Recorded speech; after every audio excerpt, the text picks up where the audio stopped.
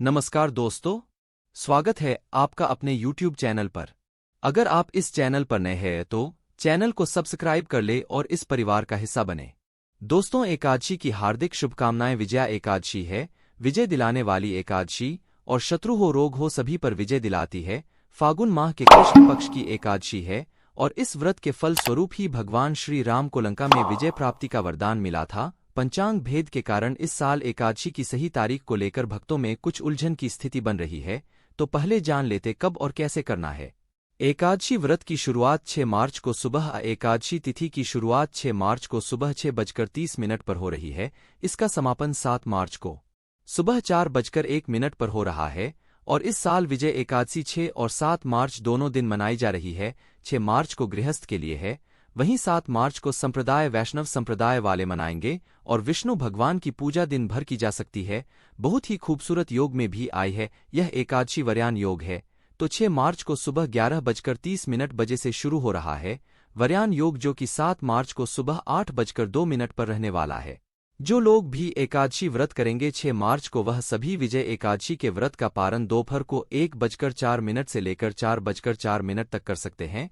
जो लोग भी 7 मार्च को करेंगे एकादशी व्रत, वह सभी विजया एकादशी के व्रत का पारण 8 मार्च को करेंगे सुबह 6:38 से लेकर सुबह 9 बजे तक। महाभारत काल में भगवान श्री कृष्ण धर्मराज युधिष्ठिर और अर्जुन को एकादशी व्रत का महात्म्य बता रहे थे। इसके बाद युधिष्ठिर ने इस व्रत को विधि पूर्वक पूर्ण किया था और अर्जुन भगवान श्री कृष्ण से एकादशी व्रत का महात्म्य सुनकर आनंद विभोर हो रहे हैं। जय एकादशी के महात्म को जानने के बाद अर्जुन कहते हैं कि हे माधव, फागुन माह में कृष्ण पक्ष की दशी का क्या महात्म्य है, मैं आपसे जानना चाहता हूँ। आथ कृपा करके इसके विषय में जो कथा है वह सुनाए। अर्जुन द्वारा अनुनय पूर्वक प्रश्न किए जाने पर श्री कृष्ण भगवान कहते हैं, प्रिय अर्जुन, फागुन माह की कृष्ण पक्ष की एकादशी विजया एकादशी के नाम से जानी जाती है और इस एकादशी का व्रत करने वाला सदा विजय रहता है। हे अर्जुन, तुम मेरे प्रिय सखा हो। आथ मैं इस व्रत की कथा तुमसे कह रहा हूँ। आज तक इस व्रत की कथा मैंने किसी को नहीं सुनाई है। तुमसे पूर्व केवल देवर्षि नारद ही इस कथा को ब्रह्मा जी से सुन पाए हैं। तुम मेरे प्रिय हो, इसलिए मैं तुमसे यह कहता हूँ, ध्यानपूर्वक सुनो। त्रेता युग की बात है। श्री रामचंद्र जी जो विष्णु भगवान के अंश अवतार थे, वे अपनी पत्नी सीता को ढूंढते हुए सागर तट पर पहुंचे और सागर तट पर भगवान का परम भक्त जटायु नामक पक्षी रहता था। उस पक्षी ने बताया कि सीता माता को सागर पार लंका नगरी का राजा रावण ले गया है और माता इस समय अशोक वाटिका में है। जटायु द्वारा सीता का पता जानकर श्री रामचंद्र जी अपनी वानर सेना के साथ लंका पर आक्रमण की तैयारी करने लगे, परंतु सागर के जल जीवों से भरे दुर्गम मार्ग से होकर लंका पहुंचना प्रश्न बनकर खड़ा था। भगवान श्री राम इस अवतार में मर्यादा पुरुषोत्तम के रूप में दुनिया के समक्ष उदाहरण प्रस्तुत करना चाहते थे। अत आम मानव की भांति वे चिंतित और विचलित हो गए और जब उन्होंने सागर पार जाने का रास्ता नहीं उनको समझ आया, तब उन्होंने लक्ष्मण से पूछा, हे लक्ष्मण, इस सागर को पार करने का कोई उपाय मुझे नहीं सूझ रहा है।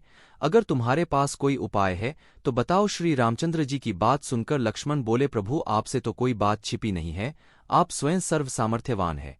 फिर भी मैं कहूंगा कि यहाँ से आधा योजन दूर परम ज्ञानी वक हमें उनसे ही जाकर इसका हल पूछना चाहिए। तब भगवान श्री राम लक्ष्मण समेत वक दलभंगा आप अपनी सेना समेत फागुन माह की कृष्ण पक्ष की एकादशी का व्रत रखें और इस एकादशी के व्रत से आप निश्चित ही समुद्र को पार कर रावण को पराजित कर देंगे। उन्होंने कहा, हे राम, यदि तुम भी इस व्रत को सेनापतियों सहित करोगे तो तुम्हारी भी विजय अवश्य होगी।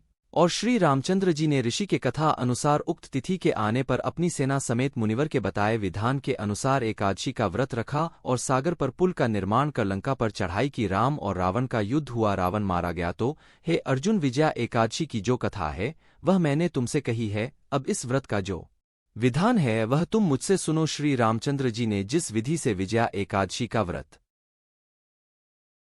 किया उसी विधि से विजया एकादशी का व्रत करना चाहिए। दशमी के दिन वेदी बनाकर उस पर सप्तदन रखें, फिर अपने सामर्थ्य के अनुसार स्वर्ण, रजत, तांबा अथवा मिट्टी का कलश बनाकर उस पर स्थापित करें। एकादशी के दिन उस कलश में पंच पल्लव को रखकर श्री विष्णु भगवान की मूर्ति स्थापित करें और विधि सहित धूप, दीप, चंदन, फूल, फल, तुलसी से प्रभु का पूजन करें। वृत्ति पूरे दिन भगवान की कथा का पाठ और श्रवण करें और रात्रि में कल के सामने बैठकर जागरण करें। द्वादशी के दिन कलश को किसी योग्य ब्राह्मण अथवा पंडित को दान कर दें। एकादशी का यह पावन व्रत सभी व्रतों में अत्यंत कठिन और अत्यधिक पुण्य फल प्रदान करने वाला है और इस व्रत को रखने से मोक्ष की प्राप्ति होती है। एकादशी का व्रत सभी प्रकार की मनोकामना को पूर्ण करता है, सौभाग्य प्राप्त कराता है और विजया एकादशी का व्रत शत्रुओं पर भी विजय दिलाता है। जिन लोगों के जीवन में किसी प्रकार शत्रुओं का भय बना हुआ है, वे इस व्रत को विधि पूर्वक पूर्ण करते हैं, नियमों का पालन करते हैं, तो उन्हें शत्रुओं से मुक्ति मिलती है। इसके साथ ही यदि जीवन में यदि बाधाएं आ रही है, कार्य पूर्ण नहीं हो रहे हैं, तो इस स्थिति में भी विजया एकादशी का व्रत फलदायी माना जाता है। यह व्रत सभी के लिए किसी परेशानी से छुटकारा दिलाने के लिए विशेष फलदायी होता है और शुभ मुहूर्त में व्रत एवं विष्णु भगवान का माता लक्ष्मी समेत पूजन एवं छोटे छोटे उपाय करने से निश्चय ही विजय की प्राप्ति होती है। आथ है राजन, जो कोई मनुष्य विधि पूर्वक इस व्रत को करेगा, दोनों लोकों में उसकी अवश्य विजय होगी। श्री ब्रह्मा जी ने नारद जी से कहा था कि हे पुत्र, जो कोई भी इस व्रत के महात्म्य को पढ़ता है, सुनता है, दूसरों को सुनाता है, उसे वाजपेयी प्राप्ति होती है। तो बोलिए श्री हरि विष्णु भगवान की जय। दोस्तों, विजया एकादशी की बात कर रहे हैं तो एकादशी के दिन अपने घर को साफ सुथरा करके पूरे घर में हल्दी के जल का छिड़काव करना चाहिए। मुख्य द्वार सजा सकते हैं, तोरण लगाएं, रंगोली से सजाएं और इस दिन आप तीर्थों में भी स्नान कर सकते हैं। नहीं तो घर में आप पूजन करने के पहले गंगाजल से स्नान करके स्वच्छ धुले हुए वस्त्र धारण करें, हल्के पीले सुंदर वस्त्र धारण करें, नीला काला ना। पहले आज के दिन आपको एक तांबे के लोटे में थोड़ा गंगा जल और शुद्ध जल ले लेना है। उसमें 11 लाल मिर्च की बीज डालनी है और 1 बूंद शहद डालना है और 1 पत्ता तुलसी का डालना है। और इसके बाद सूर्य देवता के सामने खड़े होकर के 7 बार आपको शाम के समय जब सूर्य अस्त हो रहा हो, उस समय आपको ओम घृण सूर्याय नमः, ओम घृण सूर्याय नमः, ओम घृण सूर्याय नमः इस प्रकार से 7 बार बोलना है और अपनी मनोकामना बोलनी है और सूर्य देवता को 1 लोटा जल अर्पित करना है।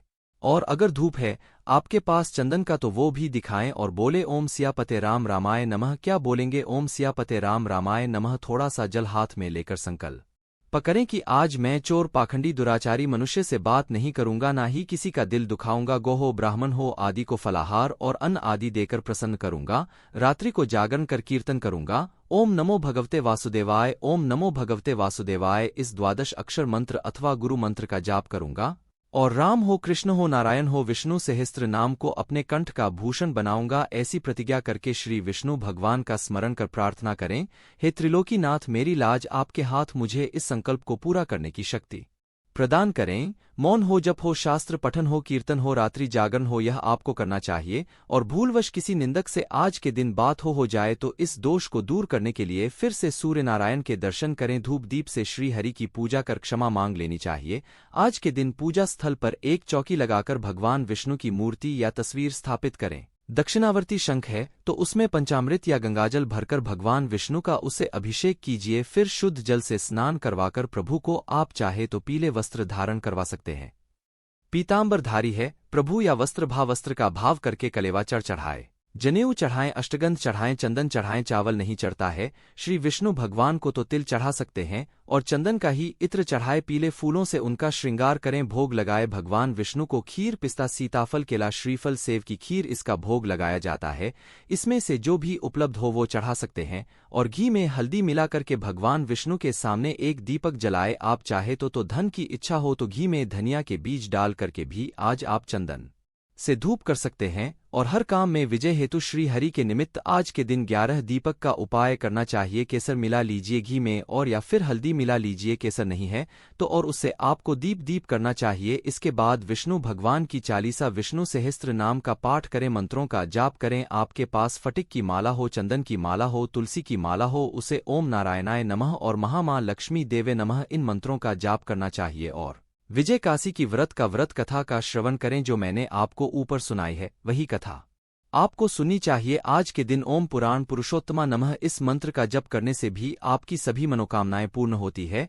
और आज के दिन तुलसी पत्ते पर शहद लगा करके प्रभु को समर्पित करें और बोले ओम पुराण पुरुषोत्तमा है नमः, ओम पुराण पुरुषोत्तमा है नमः। इस मंत्र का एक माला का आपको जप करना चाहिए और जो आप चढ़ाएंगे शहद लगा हुआ पत्ता बाद में किसी भी रोटी पर रखकर या किसी थोड़े से दूध के साथ आपको इसको गौ माता को खिला देनी चाहिए। विष्णु भगवान का माता लक्ष्मी समेत श्रद्धा भाव से पूजन करें और आरती उतारने के बाद ही आपको फलाहार करना चाहिए और शाम को तुलसी का उपाय करना चाहिए। शाम को तुलसी के पौधे के सामने एक दीपक जलाइज, दीपक में 5 बूंद आपको शहद की डालनी है, अपनी मनोकामना बोलते हुए और ध्यान रखना है लेकिन आज के दिन तुलसी में जल अर्पित नहीं करते और ना ही तोड़ना चाहिए। और व्रती को चाहिए कि रात्रि को मंदिर में भी दीप दान करें। कैसे दीप दान करें? एक दीपक जला दीजिए, उसमें 5 बंद शहद और एक तुलसी का पत्ता ये आपको डाल करके दीपक में अर्पित करना चाहिए। इस दिन तुलसी पर हल्दी और सिंदूर आप चढ़ा करके भी दीप जला सकते हैं। और जब दीप जलाएंगे तो बोलना है, आप बोलेंगे महाप्रसाद जनी सर्व सौभाग्यवर्धिनी आदि व्याधि हरा नित्यम तुलसी त्वम नमोस्तुते। इस मंत्र का आपको जाप करना है।